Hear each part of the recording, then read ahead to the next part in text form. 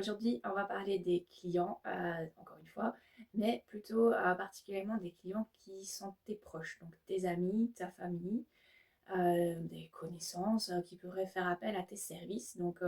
Peu importe en fait ton métier, tu as sûrement des gens qui te demandent, voilà, ben, moi je te connais, je vais venir chez toi et voilà, faire appel à tes services. Moi par exemple en tant que vétérinaire, j'ai la famille, surtout la famille proche et mes amis qui viennent chez moi pour soigner leurs animaux. Maintenant, c'est chouette parce qu'au début, on est content parce que finalement, c'est des clients faciles. On a un contact qui peut être voilà, déstressant dans le sens qu'il ne faut pas non plus mettre une façade de professionnel à chaque fois. Mais moi, je trouve que c'est assez compliqué à gérer dans le sens que moi, j'ai toujours besoin de mettre un peu une barrière entre moi et les clients pour paraître un peu plus professionnel. J'ai besoin de vous voyez mes clients, surtout niveau cabinet vétérinaire, parce que je dois avoir une certaine, on va dire, guidance, pas une autorité, mais une certaine guidance. Je dois conseiller, parfois je dois contredire les gens par rapport à ce qu'ils font qui sont sûrs de bien faire, mais je dois leur dire non, c'est pas comme ça. Moi, j'ai beaucoup de mal avec le fait de tutoyer les gens. Donc déjà, mes clients, je les vous vois d'office. Maintenant, si je connais certains clients très longtemps, il y en a certains qu'on va passer au tutoiement, mais j'essaie d'éviter au maximum parce que finalement, les gens que tu connais, mais en tant que client, c'est pas vraiment tes amis, c'est des gens avec qui tu peux sympathiser, tu peux bien t'entendre, mais ça va pas, voilà, ça n'ira peut-être pas plus loin. Si tu passes tout de suite le cap de dire non, on se connaît, on est sympa, voilà, on va se tutoyer, tu vas vite peut-être avoir une certaine familiarité que tu n'as pas spécialement envie. Les gens vont se dire, ah, mais c'est ma copine, je peux lui téléphoner à n'importe quelle heure, je peux venir sonner à sa porte, je peux demander plus parce que je suis un VIP, parce que on s'entend bien. Finalement, tu vas plus vite te sentir vraiment envahi par les gens. Moi, je te conseille de garder un vouvoiement.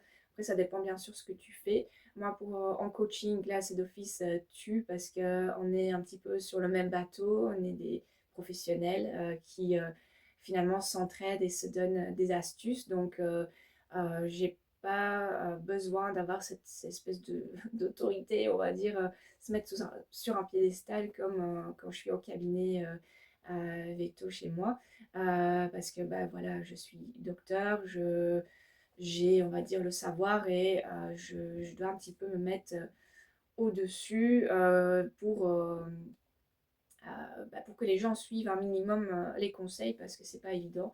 C'est pas parce qu'on est veto que les gens vont spécialement suivre ce que j'ai à leur dire, même s'ils viennent et qu'ils payent pour ça. Donc voilà, ça dépend vraiment de ta branche, mais pour moi en tout cas, c'est beaucoup plus facile de garder le vous. Et en coaching, accompagnement, c'est plutôt le tu, comme ici. Voilà, même si on ne se connaît pas, je te tutoie. C'est beaucoup plus sympa et ça me sort aussi, moi, de ce cadre de docteur vétérinaire. Mais plutôt, je passe du côté vraiment des entrepreneurs et qui voilà, s'entraident et qui ne sont pas juste enfermés dans le cabinet et voilà, qui donnent un petit peu les conseils qui sont dans la médecine et tout ça. Donc voilà, ça c'est un peu sur le vouvoiement, le tutoiement. Donc si tu travailles avec ta famille, bien sûr, tu vas pas commencer à les vous voyez ou tes amis. C'est sûr que ça, voilà. Déjà, ça t'enlève cette barrière. Moi, j'ai beaucoup plus de mal, du coup, à dire à ma famille et à mes amis, écoute, il faut que tu fasses comme ça, parce que ce que tu fais, en fait, ça ne va pas, c'est n'importe quoi. Euh, donc, euh, je vais déjà avoir plus de mal avec ça. Et finalement, parfois, je me rends compte que parfois, je fais un petit peu des raccourcis ou alors je peux me surprendre à me dire, en fait, j'ai un petit peu, pas bâclé mon travail, mais j'ai fait vraiment le minimum parce qu'il y a aussi le côté financier. Donc, j'ai pas envie de saler l'addition non plus de mes amis ou de la famille. Donc, je vais conseiller peut-être moins de produits ou de médicaments, alors que je sais que l'animal irait mieux avec ça. Mais je vais vraiment conseiller le minimum parce que je vais toujours me dire, oh, ils vont encore, ils vont me dire, ah, ben, elle y va, elle gagne bien, etc. Donc, j'ai fait comme ça des années où j'avais vraiment du mal à aller jusqu'au fond des choses, de proposer également des examens complémentaires, de prise de sang, voilà, échographie et tout ça, parce que je me disais, oui, bah, si je trouve rien, ce qui peut très bien arriver, et parfois heureusement, mais si cet examen-là m'aura pas aidé dans mon diagnostic, ben, finalement, je lui aurais fait payer ça pour rien. Et voilà, j'étais toujours un petit peu tiraillée. Est-ce que, voilà, qu'est-ce que je dois faire? Donc maintenant, j'ai adopté une autre philosophie, donc avec la famille et les amis. Je me dis qu'en fait, s'ils viennent me voir, ben, c'est parce qu'ils voilà, ils veulent que ce soit moi qui soigne leur animal. Donc, pareil, si tu rends n'importe quel autre service, mais je te prends mon exemple là, mais ça peut être, voilà, si tu es avocat, si tu as un magasin avec je ne sais quel outil, ou voilà, si tu peux vraiment transposer ça à ton cas.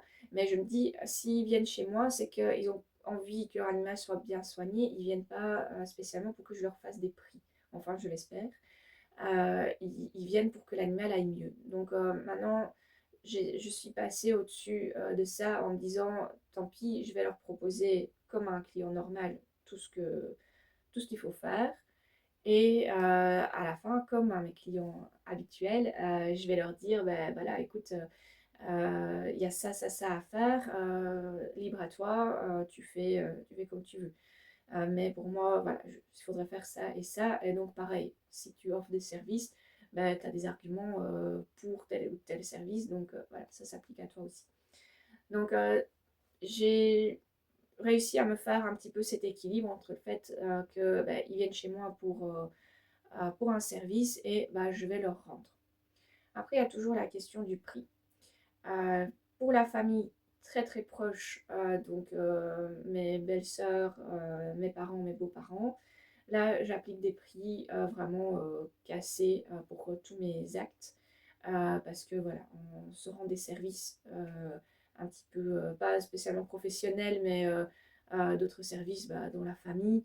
Et je me dis, voilà, c'est pas sur eux que j'ai envie de gagner de l'argent.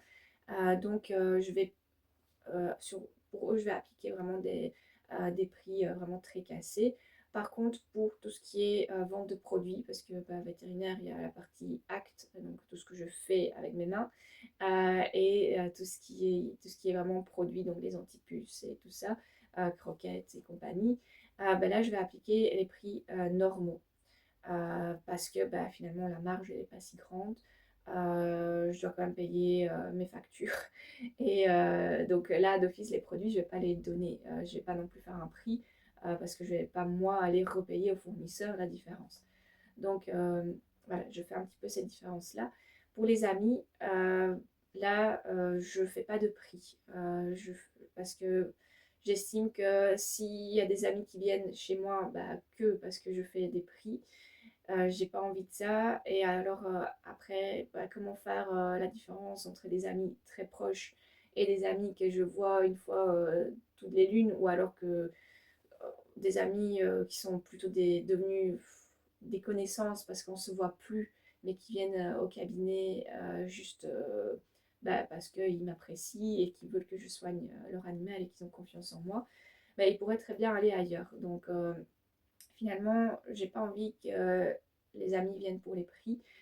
Donc, j'applique le même prix comme pour les clients. Alors, par contre, au niveau des actes, donc par exemple une opération ou quelque chose, ben là, pour les amis très très proches, là, je vais faire un prix si, voilà, si j'estime sur le coup que l'opération était plus facile et que voilà, j'aurais pu compter moins, ben voilà, là je vais le faire. Ou alors si j'ai envie de compter moins, tout simplement. Mais j'essaie vraiment de m'écouter. Je veux que ça vienne du cœur et pas comme je faisais au tout début. Donc tous les gens que je connaissais, je leur faisais vraiment le prix euh, vraiment coûtant de mes produits et de mon essence parce qu'au début je faisais du domicile, j'avais pas de cabinet. Et en fait, je gagnais absolument rien sur ces gens-là, alors que c'était absolument pas justifié. Et voilà, j'étais vraiment perdue dans ces notions de faire plaisir et voilà, finalement m'y retrouver. Et en fait, bah, je me suis rendu compte que bah, si je comptais pas, si je gagnais rien ou très très peu en soignant l'animal d'un ami, ben, finalement, limite, j'aurais préféré qu'ils aillent, qu'ils aillent ailleurs et moi, ben, gagner ce temps-là, finalement, parce que je gagnais pas d'argent, ben, gagner ce temps-là et faire autre chose, tout simplement, ou m'occuper d'un autre client qui serait payant. Voilà, ça fait un petit peu la fille vénale, mais voilà, malheureusement, je fonctionne comme ça. Donc, je vais pas aller contre ce que moi je ressens. Donc, si à un moment j'ai envie de faire plaisir à un ami ou une connaissance ou même parfois un client que je connais bien, si j'ai envie de lui compter 20 € en moins parce que je ne sais pas, la fois d'avant il m'a ramené des chocolats ou qu'il m'a renseigné sur quelque chose que j'avais besoin ou quoi et que j'ai envie de lui faire un petit prix ou alors arrondir la commande parce qu'il a commandé je ne sais pas, 10 colliers anti-puces parce qu'il a 10 chats et que j'ai envie d'arrondir vers le bas. Voilà, libre à moi de le faire, mais j'ai pas envie de me sentir obligée de le faire. J'ai vraiment envie de me sentir bien par rapport à ça. Donc, pour moi, de ce côté-là, il faut vraiment mettre de côté tous les préjugés, tous les jugements que tu pourrais avoir sur toi et de tout simplement te dire, ok, moi je veux que ce soit comme ça, comme ça. Eh ben, si on n'est pas content, ben, qu'on aille ailleurs, tout simplement. Et finalement, vaut mieux ne pas s'énerver, vaut mieux être bien. L'important, c'est que toi, tu sois bien. Parce que les amis, les connaissances, ça peut aussi changer, ça peut partir. Et finalement, c'est... et la famille, c'est pareil. Donc, finalement, faire toujours plaisir à tout le monde, bah oui, tu vas peut-être avoir 10 personnes en plus, finalement, pas gagner grand-chose de plus. Et te dire, bah ok, bah, là, j'ai passé 2 heures sur mon mois à travailler pour rien. Donc, voilà, à toi de trouver l'équilibre. Je te dis pas que ma façon de faire, c'est celle qu'il faut, mais voilà, à toi de trouver l'équilibre par rapport à ce que toi tu reçois, par exemple en retour. Si par exemple ton ami est, je vais prendre l'exemple, avocat et qu'il a pu t'aider pour rédiger une lettre et qu'il t'a fait un prix, ben voilà, c'est très bien. Moi, par exemple, je me sentirais mal de demander un service à un ami alors que je sais que c'est son métier et de me dire, ben, je vais pas le payer. C'est pas le but. Donc, j'ai pas envie qu'on fasse ça non plus à moi. Donc, voilà. Encore une fois, il faut trouver son équilibre avec tout ça. Ensuite, ben, au niveau des amis, de la famille, il faut se dire que eux, ben, ils ont tes numéros privés, ils ont accès à toi pendant les réunions de famille ou des sorties entre amis, qui peuvent te poser des questions. Ils peuvent aussi t'envoyer des petits messages pour te demander des petits renseignements. Donc, dis-toi que tu rends quand même un petit service en plus. Donc, même si tu fais payer, ils ont quand même un espèce de statut VIP. Par exemple, si c'est quelqu'un de la famille ou un ami proche qui va te téléphoner le week-end, ah, écoute, j'ai besoin que tu me dépannes pour ça ou ça, ben, tu auras tendance à l'aider. Si, à moins que tu es en vacances ou tu es, enfin, vraiment trop occupé, mais tu auras tendance à te décarcasser pour l'aider. Donc, il faut dire qu'ils ont quand même un petit plus, malgré qu'ils payent le prix ou presque le prix plein. Mais ils ont quand même un petit plus par rapport aux autres clients. Donc, ça, c'est un petit peu à inclure aussi dans le, on va dire, package ami. Donc, voilà, fais-toi vraiment une espèce de ouais, un plan par rapport à tout ça, ou alors vraiment carrément des listes de personnes à qui tu fais des prix, à qui tu les fais pas, et te dire ok, je me limite à ceux-là, et le reste, voilà. Mais voilà, pour moi c'est toujours délicat. Donc par exemple La famille proche, bah, c'est une chose, mais par exemple, les amis, bah, j'ai pas envie qu'entre eux ils se disent ah, bah, elle me fait des prix, ah, bah, moi non, et finalement que ça fait des tensions. Donc, c'est ça que j'ai mis les choses à plat de ce côté-là. Comme ça, il n'y a pas de jaloux et bah, je travaille pas gratuitement non plus. Il y a quand même, comme toujours, bah, mon matériel, euh, bah, tout ce que je paye en cotisation et compagnie, tous ces frais un peu cachés juste parce que les installations sont là, parce que moi je suis là. Il y a mes études aussi derrière qui ont coûté. Donc, euh, donc voilà, tout ça pour moi est à inclure et à réfléchir avant de dire ok, je travaille pour rien pour telle ou telle personne. Voilà, je te laisse réfléchir là-dessus. N'oublie pas que je suis en train de travailler sur une formation qui inclut tout ce qui est mindset, vision d'un business aligné, gestion de clientèle. Et également aussi, il y aura soit dans cette partie-là ou alors une formation à part, tout ce qui est organisation et délégation également. Tout ça, c'est en préparation. Ça dépend bien sûr quand tu écoutes cette vidéo. Ici, on est en été 2025. Donc, si tu l'écoutes d'ici un an, probablement qu'il y aura des choses qui ont été mises en place. Donc, en attendant, n'hésite pas à m'envoyer un mail si tu as des questions, si tu veux interagir avec moi. N'hésite pas à liker la vidéo ou le podcast. Ça permet de rendre mon travail plus visible. Et tu peux aussi surfer sur les réseaux sociaux pour avoir les dernières infos. Et il y a aussi mon site internet si tu veux avoir vraiment tout ce que je propose actuellement et aussi un blog. Je te souhaite une très bonne journée et on se voit bientôt. Merci pour ton écoute.